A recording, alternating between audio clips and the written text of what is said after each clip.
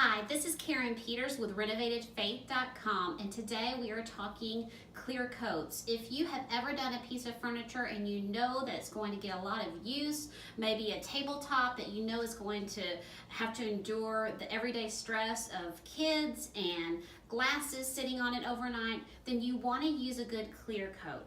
It's important to put a top coat or clear coat on your furniture to make sure that it has maximum protection for everyday life. Another reason it's so important to get a good clear coat on your furniture and to get a high quality clear coat is that you want to have a predictable product. The last thing you want is to go to a lot of trouble to refinish a dining table and then you put the clear coat on there and it screws up the finish in some way. So you want to be able to know what product is going to work and is going to give you maximum protection for years to come. Today I'll be testing 7 different clear coats. Some are water-based, some are this amber color, which means that they are oil-based, but overall I don't know which is which. I got these different brands of clear coat by going to 3 different furniture painting Facebook groups and asking over 100 furniture painters what their favorite clear coats are. The top 7 I bought and will be using in this review to see the best one. So because I have my own personal favorites, I have color coded each and I don't know which is which. Yes, I know which ones are probably oil based, but that's all I know because I want to be as scientific as possible because I do have certain ones that I use all the time on various furniture products. So next I'm going to show you how to apply a clear coat. So this is option number 1, and you'll notice that I have here a stain. Actually, it's a faux stain because I wanted to see how these look on a stained surface to see if they cloud up or not.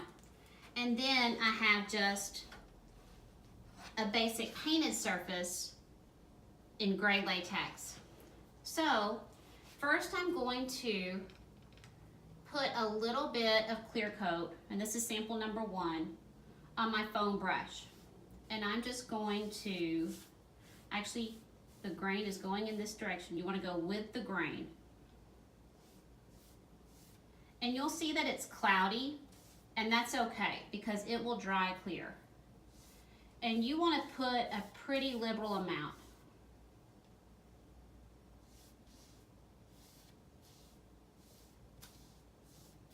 And after you get it all on, you want to smooth it out. And I'm just using a foam brush. The nice thing about these is that they're maybe 50 cents each, and you can just throw them away when you're done.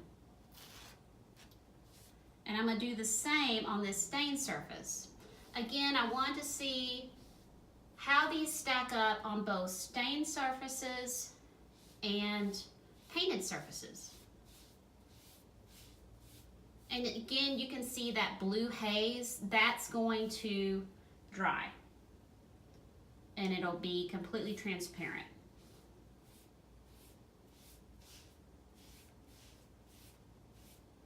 Okay, so I'm going to do this on every sample with all 7 clear coats. And then when I'm done, I'm going to let them dry 4 hours just to make sure that they're dry. And then I'll come back and show you how to lightly sand, and then we'll apply the next coat. We're going to apply 3 different coats, allowing them to dry 4 hours in between to make sure we have a really nice protective surface. Okay, now our first coat of clear coat has dried. I let it dry 4 hours. Most of these only needed about an hour to dry, but the longest one needed 4, so I'll let them just all dry 4 hours. So now that we've put our first coat on, we have 2 more coats to put on. But the first thing we're going to do is sand each one of these with 400 grit sandpaper. With sandpaper, the higher the number, the less abrasive it is. And so what we're doing is just barely roughing up that first level of clear coat so that it accepts the second coat. So what I'm going to do is just barely go over it, like that. Barely go over it. And then I'm going just to wipe off any debris with a damp paper towel. And this also helps to get any air bubbles that didn't pop out of the finish. So now I'm going to add the second coat. Now, one thing I didn't mention before, you always want to stir clear coats very well before applying. And now I'm going to reapply, again, going in the direction of the grain, first on my stained sample. And you can see it looks cloudy, but just like before, that's going to all dry clear. And be sure that you stir it and don't shake the can, because that'll get a lot of air bubbles in your finish, and you don't want that. After you've put so much work into a beautiful, smooth finish, the last thing you want is air bubbles from the clear coat. And again, I'm putting it on pretty liberally. Okay, so I'm going to put a second coat on everything, and then I'm going to go ahead, let it dry 4 hours, and sand it. And then tomorrow, when we have finished the third coat, I will show you the final product.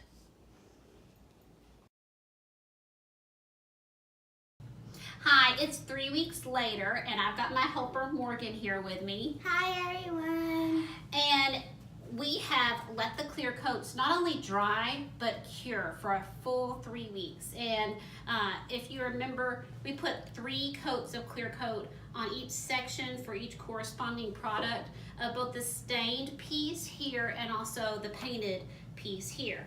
So our contenders are Minwax polyacrylic, Varathane's polyurethane, the water-based satin kind, and then General Finishes Flat Out Flat, Minwax's polyurethane and clear satin, a new product called Crystalac, water-based top coat, Varathane's polyurethane, the oil-based, and General Finishes high performance satin.